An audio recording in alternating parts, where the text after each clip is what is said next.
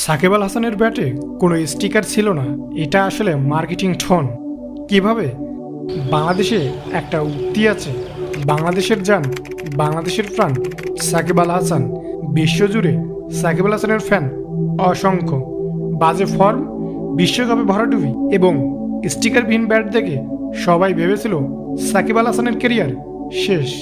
সাকিব আল হাসানের ব্যাটের স্পন্সর ছিল ভারতের বিখ্যাত brand SG cricket equipment company. পাশাপাশি ব্যাটের ব্যাকসাইডে বাংলাদেশের টপ টেলিকমিউনিকেশন কোম্পানি গ্রামীণ ফোনের স্টিকার। ক্রিকেট পাগল বিশ্ব ভেবেছিল সাকিব আল হাসানের বাজে পারফরম্যান্সের কারণে SG এবং গ্রামীণ ফোনের স্পন্সর হারিয়েছেন। মূলত ভারত বিশ্বকাপ চলাকালীন সময়ে SGর সঙ্গে চুক্তির মেয়াদ শেষ হয়ে যায়।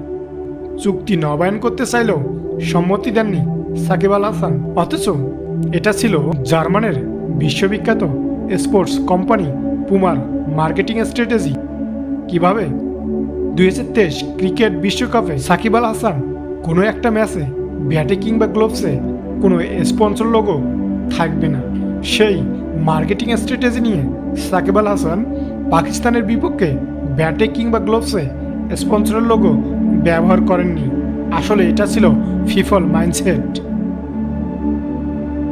ক্রিকেট বিশ্ব জানে সাকিব আল হাসানের বর্তমান ব্যাটে স্পন্সর নেই, অথবা তিনি হতাশাগ্রস্ত। নেক্সট কোন কোম্পানি? এই বিষয়ে চুলসেরা বিশ্লেষণ দেখা গেছে অনেক। ইতিমধ্যে টপিকটি ভাইরাল তখনই বিশ্ববিখ্যাত জার্মান স্পোর্টস কোম্পানি পুমার এন্ট্রি।